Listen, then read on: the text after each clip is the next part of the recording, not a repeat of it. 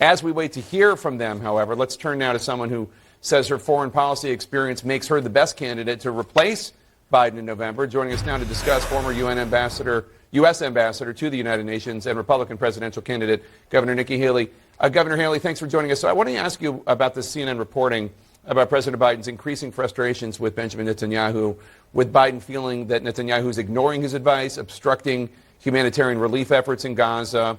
What would Prime Minister Netanyahu listen to? Why would Prime Minister Netanyahu listen to you, President Haley, if he is ignoring advice from President Biden?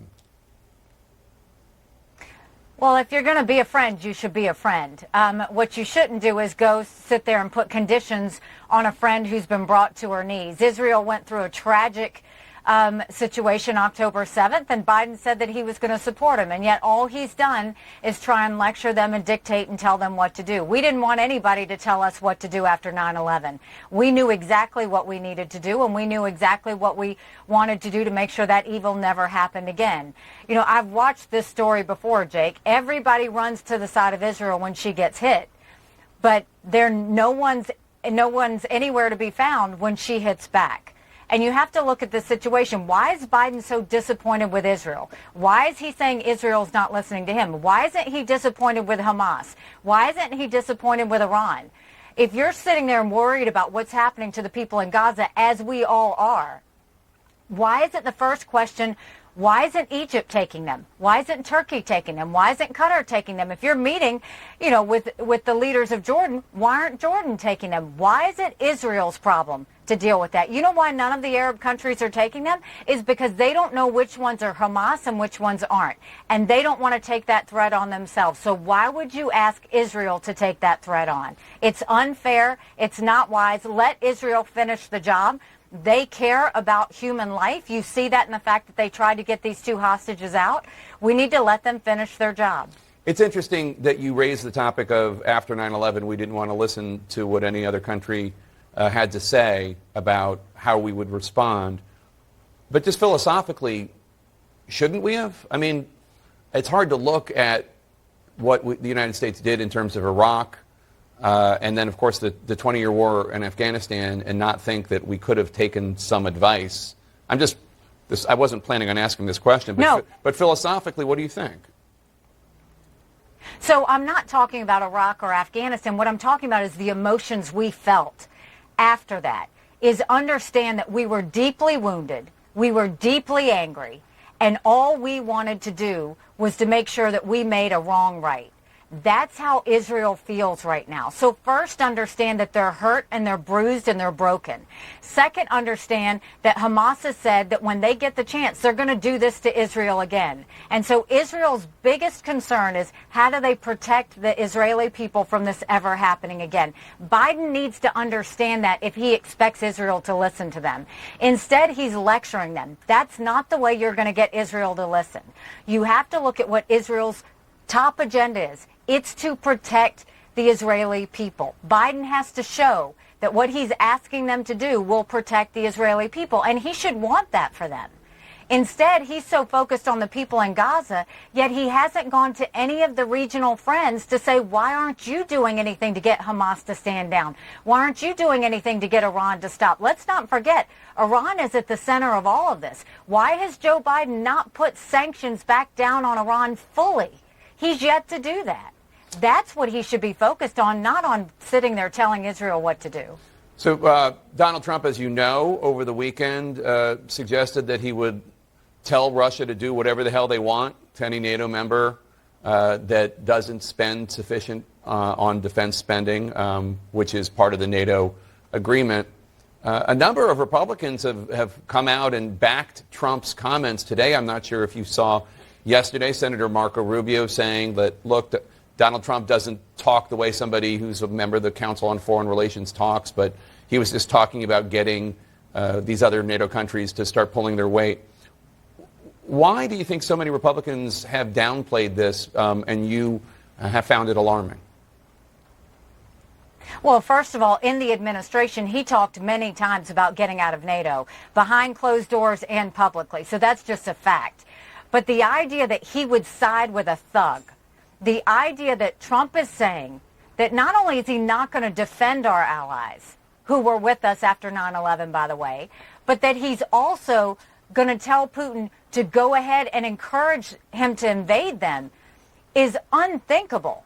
The idea that he is siding with a man who kills his opponents, the idea that he's siding with Putin, who's holding Evan Gersovich just for doing his job, the idea that he would side with a man who has made it very clear that he wants to defeat America. One, as personally, as the wife of a combat veteran, that's the last thing you want to hear from someone who wants to be commander-in-chief, because that means he's not going to watch out for the men and women in the military. Secondly, that means he's not going to watch out for our friends. Do the NATO countries need to pay more? Yes, we should always push them to carry their weight. But at the same time, understand NATO is a success story. For 75 years, we haven't had war there. And more than that, Russia is completely intimidated by NATO. They've never invaded a NATO country. They've always invaded those that are not in NATO. Georgia, Ukraine, Moldova, those are the ones they've invaded. So not only is Russia intimidated by NATO, China's intimidated by NATO. So why would you go and put our allies and our military in harm's way by saying something so careless? It's what happens when he gets off the teleprompter for 2 minutes. He becomes unhinged, he becomes undisciplined, and he goes and he starts to say these wacky things. That's what scares everybody about him. You noted that you are a Blue Star wife. Your husband, Michael, is a major with the South Carolina Army National Guard, currently deployed in the Horn of Africa. In those remarks on Saturday, President Trump also questioned your husband's whereabouts as part of his campaign speech. I want to play that, too. Where's her husband? Oh, he's away. He's away. What happened to her husband? What happened to her husband? Where is he? He's gone. Your husband apparently had access to Twitter. He responded on social media, posting a meme that reads, "The difference between humans and animals. Animals would never allow the dumbest ones to lead the pack." At least I assume that's a response. Why do you think this is what Donald Trump is choosing to focus on right now? And were you surprised of the cheering from the South Carolina audience for a smearing of a South Carolina service member? I mean, the first thing I'll say is it's disgusting. And let's take it and move me and Michael out of it. If you're going to go and criticize a combat veteran, you criticize one veteran, you're criticizing all of them. But this continues to be a pattern of what he's doing. Whether he's sitting there calling them suckers, whether he's in Arlington Cemetery saying, why would they do this? Not understanding that, no, my husband is not with me in a presidential campaign because he's serving our country. I'm incredibly proud of him and every man and woman that serve for our country and are willing to shed blood for our country. But the idea that he thinks that you can talk about this so carelessly is a problem. Because if you don't understand that it's their shoulders we stand on, if you don't understand that everybody knows someone who has either lost their life or served this country in a way that's allowed us to keep our freedoms, that is not someone who deserves to be commander-in-chief. Because if you don't respect our military, how should we think you're going to respect them when it comes to times of war and prevent war and keep them from going? It's just, it was awful. Everything about it was awful. Everyone should condemn it. This isn't anything partisan. If you don't have respect for our military and our veterans, God help us all if that's the case. So I first became aware of how he talks about service members with whom he might disagree or service members whose sacrifice he doesn't understand. Back in 2015, when he said that John McCain wasn't a war hero because he was captured, he prefers people who weren't captured. And it became very clear that this is just how he, I mean, I was shocked by it because obviously I grew up with Reagan as president, but I was shocked that the Republican Party rallied around him and he became the nominee, even though he talked that way about a genuine war hero who was a POW for 5.5 years, who could have left early but didn't, because that wasn't the honorable thing to do.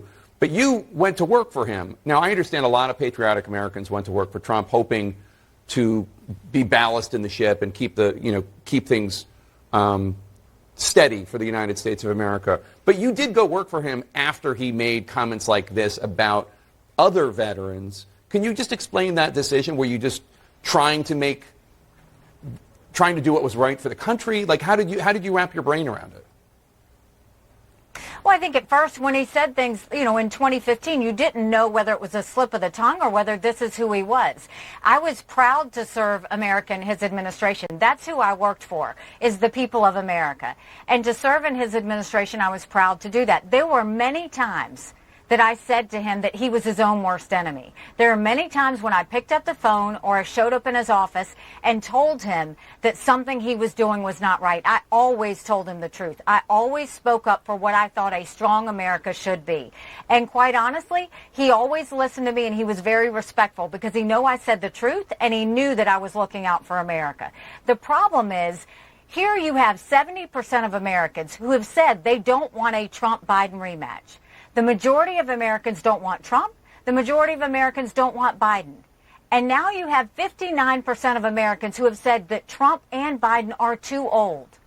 At what point are we going to say we need a new generational leader? At what point are we going to look at Congress and say maybe they need to leave their power and turn it over to a younger generation of people? Because what you've seen out of Biden and Trump, all they're doing is talking about themselves. We saw Biden.